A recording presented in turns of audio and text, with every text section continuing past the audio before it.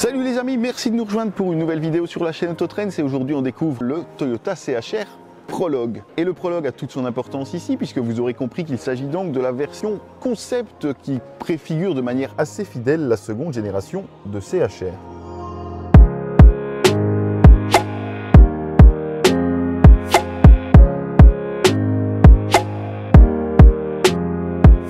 Pour développer sa deuxième génération du coupé Hi-Rider, puisque c'est bien ça que signifient les lettres CHR, Toyota a écouté les desiderata des clients de l'actuel. Et que voulaient les clients? Eh bien, ils voulaient un véhicule qui reste assez compact, assez ramassé en termes de proportions et qui soit toujours pleinement distinctif. Et personnellement, je trouve qu'en termes de design, eh bien, Toyota a particulièrement bien réussi son coup. Ce CHR est vraiment plein de personnalité, et notamment la face avant. Alors la face avant se distingue bien sûr par la nouvelle signature, le nouveau design Hammerhead, littéralement tête de marteau qui définit les nouveaux modèles de Toyota. Une face avant qui est donc caractérisée par ces feux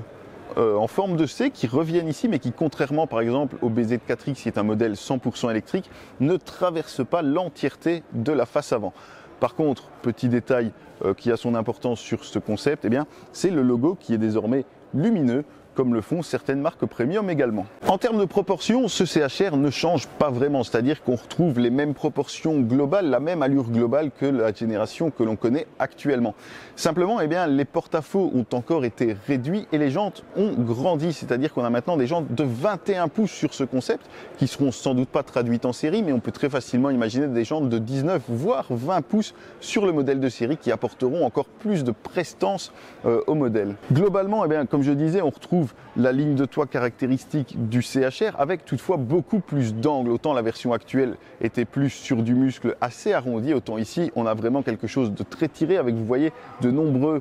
jeux de lumière, de nombreux angles un petit peu partout qui apportent vraiment beaucoup de personnalité à la voiture. La portière arrière notamment est encore intégrée de manière plus discrète que sur l'actuelle génération puisque vous voyez, eh bien, la découpe va vraiment jusqu'ici, donc la portière va vraiment jusqu'au contour de roue, alors que la découpe de carrosserie, les panneaux de carrosserie en tout cas, donnent l'impression qu'elle est beaucoup plus profilée. Et puis simplement, la poignée sera masquée dans le petit renfoncement ici, donc vraiment encore plus discrète que sur l'actuel. Les clients de l'actuel CHR réclamaient toutefois une meilleure visibilité arrière et c'est pour ça que les designers ont désormais intégré cette grande bulle entièrement vitrée qu'on devrait retrouver sur le modèle de série et qui apportera, il est vrai, une bien meilleure visibilité qui était vraiment le point faible de la précédente génération. Et à l'arrière également, ce CHR est particulièrement travaillé. Alors déjà, on a les feux qui remontent très très loin puisque vous voyez qu'ils remontent vraiment jusqu'au montant C, jusqu'à la portière arrière.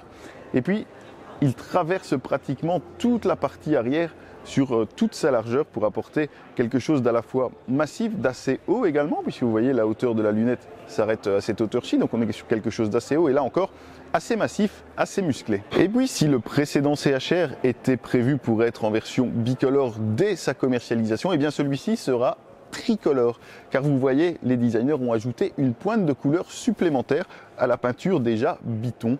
comme sur le précédent. On a donc désormais ce toit ici qui est en jaune, couleur qu'on retrouve également sur le diffuseur arrière et qu'on retrouvera également sur la lame de bouclier avant. Alors, c'est bien sûr en jaune sur ce concept, rien n'indique qu'il ne sera pas proposé dans d'autres coloris sur la version de série bien entendu. Et cette version de série justement, on peut très facilement l'extrapoler à partir de ce concept, en tout cas si l'on se fie au précédent CHR Prologue qui avait préfiguré le précédent CHR quelques mois avant son lancement commercial, eh bien celui-ci sera vraiment très très proche de la version de série. On peut simplement imaginer une vitre arrière un petit peu plus longue ici pour permettre au passage arrière d'avoir un peu plus de visibilité,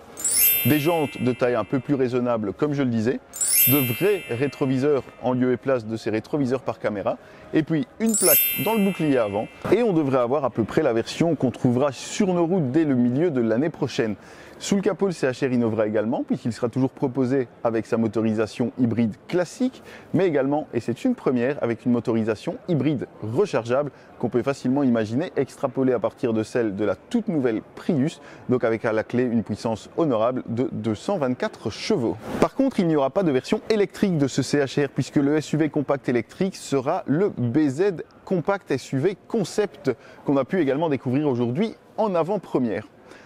Alors, les deux modèles partageront un même segment, le segment C-SUV, mais auront pourtant deux philosophies complètement différentes. Le CHR occupera le bas du segment C-SUV. Il s'adressera donc plus aux célibataires et aux petites familles à la recherche d'un véhicule au style distinctif, tandis que celui-ci s'adressera à des familles avec deux enfants qui cherchent également un véhicule qui se démarque dans le trafic, puisque l'un et l'autre partagent bel et bien le même langage stylistique. On a, vous le voyez, quelque chose qui reste également cette fois assez musclé, avec une poupe assez plongeante sur ce modèle également, mais celui-ci est beaucoup plus grand, puisqu'on est sur des dimensions comparables à celles d'un BZ4X et donc comparables à celles d'un RAV4, tandis que le CHR reste beaucoup plus compact. Les deux modèles devraient arriver sur le marché en même temps et pourtant ils ne risquent pas de se marcher sur les plates-bandes l'un de l'autre selon le constructeur. Et puis quand bien même le segment est assez grand pour les accueillir tous les deux, puisque le segment C-SUV représente aujourd'hui 61%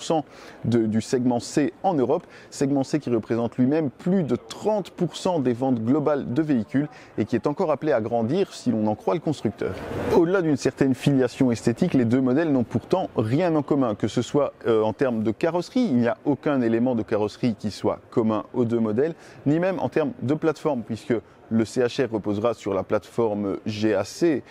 TNGA, donc la même que celle qu'on connaît sur la nouvelle Prius ou encore sur l'actuel Corolla.